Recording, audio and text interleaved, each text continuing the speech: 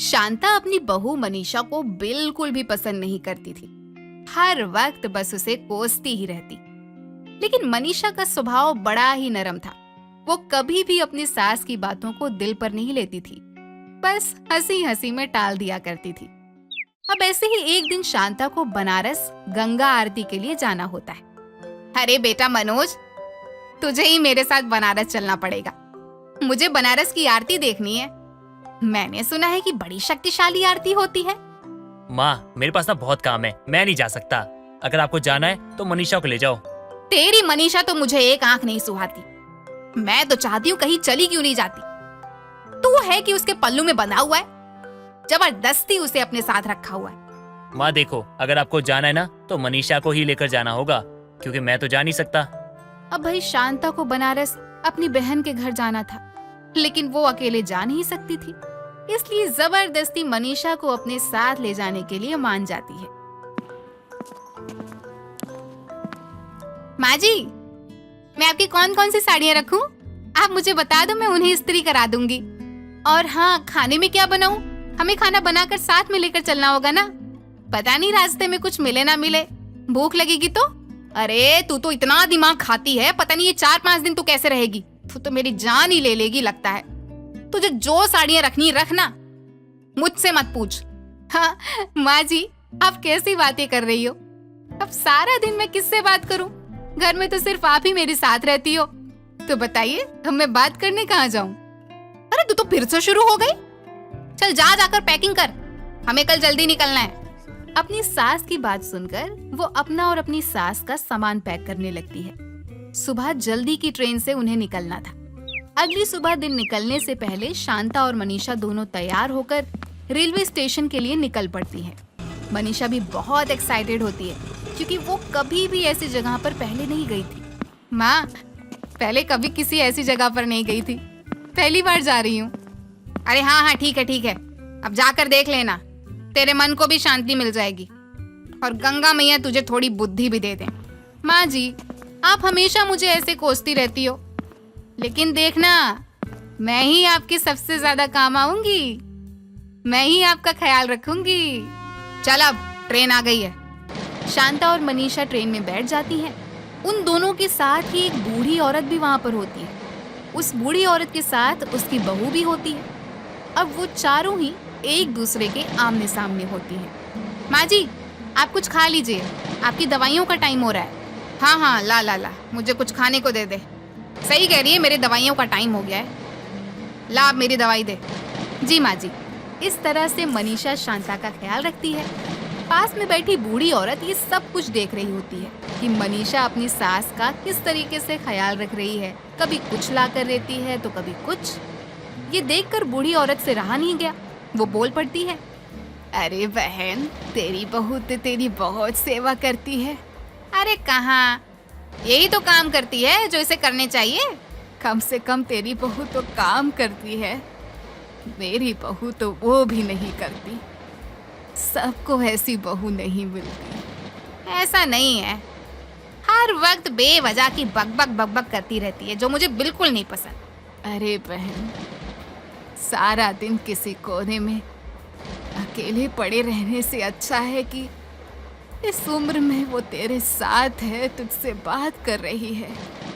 एक मेरी बहू है जो ना काम करती है ना मुझसे बात करती है। क्या करें बहन, किस्मत अपनी अपनी। वैसे तुम लोग कहाँ जा रहे हो? अरे हम तो बनारस जा रहे थे, तुम भी वहीं जा रहे हो क्या? हाँ बहन, हम भी वहीं जा रहे हैं, गंगा आरती के दर्शन करने। बहुत वक्त से इच्छा थी वहां जाने की, अब आखिरकार वहां जाने का मौका मिल रहा है।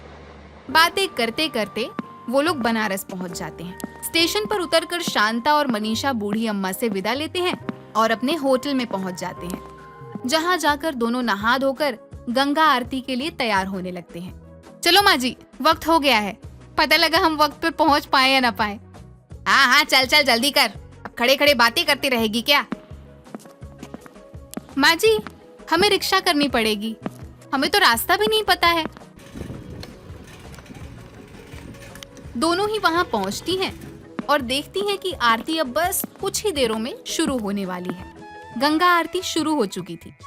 दोनों सास बहू इस गंगा आरती की साक्षी बनती हैं, जिसके बाद वो गंगा जी में डुबकी लगाती हैं और शांता अपने बहू बेटे के लिए बच्चे की कामना करती है, जिसे सुनकर मनीषा तो शर्मा जाती है। गंगा में डुबकी लगाकर वो बाहर आती हैं। माँ जी, हम मार्केट घूमने चलें क्या? अगर आप ठीक हैं तो ही हम चलेंगे, वरना कोई बात नहीं, हम होटल वापस चल लेंगे। अरे तू मेरी इतनी फिक्र मत कर, चल हम मार्केट में घूमते हैं। अब यहाँ तक आए हैं तो कुछ ना कुछ तो लेना ही होगा। माँ जी, मुझे बनारसी साड़ियाँ खरीदनी है, मैंने सुना है कि बहुत अच्छी लगती हैं पहनने पर। चल चल ले लेते हैं साड़ी। दोनों ही बनारस की मार्केट में होती हैं, जहाँ रंग बिरंगी साड़ियाँ दुकानों के बाहर टंगी होती हैं। कमाल की भीड़ होती है मार्केट में, चारों तरफ चहल पहल। कहीं साड़ियाँ टंगी हैं तो कहीं बच्चों के खिलौने, हर तरफ कुछ न कुछ अलग दिख रहा था। तभी एक अनजान शख्स मनीषा और शांता के पास आता है। आइए माँ जी, बहना, क्या चाहिए आपको? साड़ी चाहिए क्या? कम दाम पर एकदम बढ़िया साड़ी दिखाता हूँ आपको। आइए, बहुत बढ़िया दुकान पर लेकर चलता हूँ आपको। कम दाम में ऐसी साड़ी मिलेगी कि आपका दिल खुश हो जाएगा। क्यों भाई, तुम्हारी दुकान पर क्या अलग साड़ियाँ मिलती हैं? हाँ बहना, एकदम अलग साड़ियाँ। आओ तो सही। आओ बहन, ये अपनी ही दुकान है। आपको यहाँ एकदम मस्त से मस्त साड़ियाँ मिलेंगी। ठीक है, दिखा दीजिए फिर बनारसी साड़ी। बढ़िया सी साड़ी दिखाइएगा। अरे बहन जी, आप बैठिए तो सही, अभी दिखाता हूँ। माँ जी, मुझे तो एक भी साड़ी नहीं पसंद आ रही है, कहीं और चले क्या? नहीं, मुझे भी पसंद नहीं आई, कहीं और चलकर देखते हैं। अरे बहन जी, ऐसे कैसे जा सकती हो? अगर इस दुकान में कदम रखा है ना तो साड़ी लेकर जानी होगी। खाली हाथ दुकान के बाहर मैं जाने नहीं दूंगा। अरे भाई, ऐसे कैसे? हमें नहीं पसंद आई तो? ना जाने कहां कहां से मुंह उठा के चले आते। अरे जब औकात नहीं होती ना साड़ियाँ लेने की तो महंगी दुकान में आया मत करो। सोच समझ कर बोलना भैया, मेरी माँ है ये, ऐसे बात करने की आपकी हिम्मत कैसे हुई? माँ जी से माफी मांगिए। क्या अब माफी मांगू? क्यों माफी मांगू? मैं माफी नहीं मांगूंगा। क्या ही गलत बोला है मैंने? सही तो कह रहा हूँ। तुम जैसों की औकात होती नहीं है साड़ी वाड़ी खरीदने की, मुंह उठा के बड़ी बड़ी दुकानों में घुस आते हो। अरे फालतू में समय बर्बाद कर दिया मेरा। बस बहुत हुआ, अब तुम देखना मैं क्या कर सकती हूँ। देखो तुम देखो। अब मनीषा उसकी दुकान के बाहर खड़ी हो जाती है और जो भी ग्राहक उस दुकान में घुसते हैं उससे वो कहती है कि यहाँ पर मत आना, ये लोग बहुत चोरी करते हैं, ना किसी औरत की इज्जत करते ना कुछ, फटे पुराने कपड़े बेचते हैं। आप यहाँ से चले जाओ, नहीं तो ये जबरदस्ती तुम्हें साड़ी बेचेंगे। अब वहाँ जो भी आता मनीषा उन्हें ये कहकर वहाँ से भगा देती। अब कोई भी उस दुकान पर ये सोचकर नहीं आता कि फटा पुराना माल खरीदने क्यों जाएं। देखते देखते वो दुकान भी खाली हो जाती है, जिसके बाद अरे मेरी बहन, मुझे माफ कर दे। और माँ जी, आप भी मुझे माफ कर दो। अब मुझे ऐसा नहीं कहना चाहिए था, गलती हो गई, अब बच्चा समझ के माफ कर दो। नहीं, आज तो मैं तुम्हें मजा चखा कर रहूंगी। मेरी माँ जी से तुमने ऐसे हिम्मत कैसे की बात करने की? अरे माँ जी, आप अपनी बहू को समझाइए कि मुझसे गलती हो गई है, आज से दोबारा किसी के साथ ऐसा नहीं करूँगा। बस बस बस ये शांत हो जाए। मनीषा बहू, चल अब यहाँ से। वो सब माफी मांग रहे हैं ना, मत कर इनकी दुकानदारी को खराब। माँ जी, आज तक आपसे किसी ने ऐसे बात नहीं की, तो ऐसे कैसे ये कर सकता है? इसकी हिम्मत कैसे हुई? अरे बहन, मैं तेरे पाँव पकड़ता हूँ। अरे माफ कर दे मुझे, अब से ऐसा नहीं होगा। अब मैं अब से फ्री में तुम्हें साड़ियाँ देता रहूंगा। लेकिन तू शांत हो जा। हमें नहीं चाहिए आपकी साड़ियाँ, ना पैसों में ना फ्री में। चलो माँ जी यहाँ से। इतना कहकर वो दोनों उस दुकान से बाहर आ जाती हैं।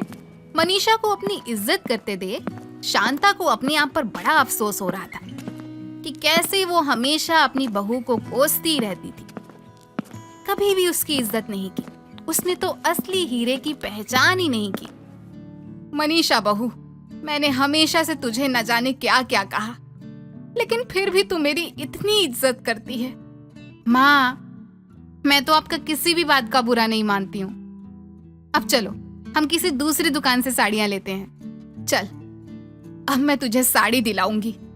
शांता और मनीषा दोनों ही एक दुकान में जाती हैं और बढ़िया बढ़िया सी साड़ी लेती हैं। शांता अपनी बहू को उसकी पसंद की साड़ी दिलाती है, जिसे पाकर मनीषा तो बहुत ही खुश हो जाती है। फिर वो दोनों खाना खाने के लिए चली जाती हैं। माँ, आप क्या खाना पसंद करोगी? मैंने सुना है ना यहाँ पर लिट्टी चोखा बहुत फेमस है, वही खाते हैं। अच्छा ठीक है, चल खाते हैं। अरे बहन, देख ली गंगा आरती। अरे बहन, तुम यहाँ कैसे? अरे बस वही गंगा आरती देखकर हम भी कुछ खाने आ गए थे। क्या बात है बहन, बहुत खुश दिखाई दे रही हो। हाँ बहन, तो सही कह रही थी, ऐसी बहू सबको नहीं मिलती। आज मेरी बहू मेरी इज्जत के लिए सभी से लड़ने को तैयार थी। ऐसा क्या हो गया? मैंने सही कहा था ना, तेरी बहू को देखते ही मैं परख ली थी कि वो तेरा बहुत ख्याल रखती है। ऐसे तो कोई बेटी अपनी माँ का ख्याल न रखे। हाँ बहन, मुझे भी अब ये समझ आ गया। अब फिर कभी मैं अपनी बहू को उल्टा सीधा नहीं बोलूंगी। माँ जी, आपकी बातें खत्म हो गई हो तो कुछ खा ले, फिर हमें होटल भी जाना है, कल सुबह हमें जल्दी निकलना है। वो खाना खाकर अपने होटल में जल्दी से आ जाती हैं, क्योंकि दोनों की सुबह सुबह ही ट्रेन होती है, इसलिए दोनों लोग वक्त पर सो जाती हैं। अगले दिन सुबह उठकर रेलवे स्टेशन पहुंचती हैं और अपनी ट्रेन से वापस घर आ जाती हैं। मनोज उन दोनों का इंतजार कर रहा होता है। अरे माँ, मनीषा, आप दोनों आ गई? मैं भी सोच ही रहा था कि कहाँ रह गई। हाँ बेटा, हम आ गए। मनीषा बेटा, जरा एक कप चाय पिला दे अपने हाथों का। क्या क्या क्या माँ, क्या कहा आपने? मनीषा बेटा, कहीं मैं कोई सपना तो नहीं देख रहा? हाँ, तूने सही सुना। इसमें इतना हैरान होने वाली कौन सी बात है? अब ये चमत्कार कैसे हो गया? क्यों? इसमें चमत्कार क्या होना था? वो मेरी बेटी है। मुझे ये बात अब समझ आ गई। अरे माँ, एक दिन में ऐसा क्या हो गया जो मनीषा आपको इतनी पसंद आ गई? अरे कल तक तो आपसे बेटी तो छोड़ो, इंसान तक मानती नहीं थी। वो तो फूटी आंख आपको नहीं सुहाती थी। शांता उसे सारी बात बताती है कि कैसे मनीषा उसके लिए लड़ गई, कैसे उसने दुकानदारों से लड़ाई कर ली, कैसे उन्हें मजा चखाया। शांता कहती है कि उसे अपनी गलती का एहसास हो चुका है। मनीषा जैसा हीरा उसे कहीं नहीं मिल सकता। वो उसकी इतनी फिक्र करती है, उसका इतना ध्यान रखती है कि ऐसा कोई भी नहीं कर सकता। माँ, आपकी बनारस यात्रा से मैं तो बहुत खुश हूँ। चलो, कम से कम एक चीज तो अच्छी हुई कि आप अपनी बहू को पसंद करने लग गई, वरना मैं भी हमेशा इसी बात को लेकर ना चिंता में रहता था कि माँ तो मनीषा को पसंद ही नहीं करती, जबकि वो इतनी अच्छी है। क्या कोई मुझे बताएगा कि मेरे बारे में क्या बात हो रही है? अरे मनीषा, तुम भी आओ। देखो तो, माँ तुम्हारी तारीफ कर रही है, कह रही है उनके सम्मान के लिए तुम सबसे भिड़ गई। मेरी माँ जी को अगर आपने भी कुछ कहा ना तो आपसे भी लड़ाई कर लूंगी। दुकानदार क्या चीज है? इस तरह से एक बनारस यात्रा सास बहू के जिंदगी भर के रिश्ते को बदल देती है। शांता समझ जाती है कि मनीषा जैसी बहू उसे कहीं नहीं मिल सकती।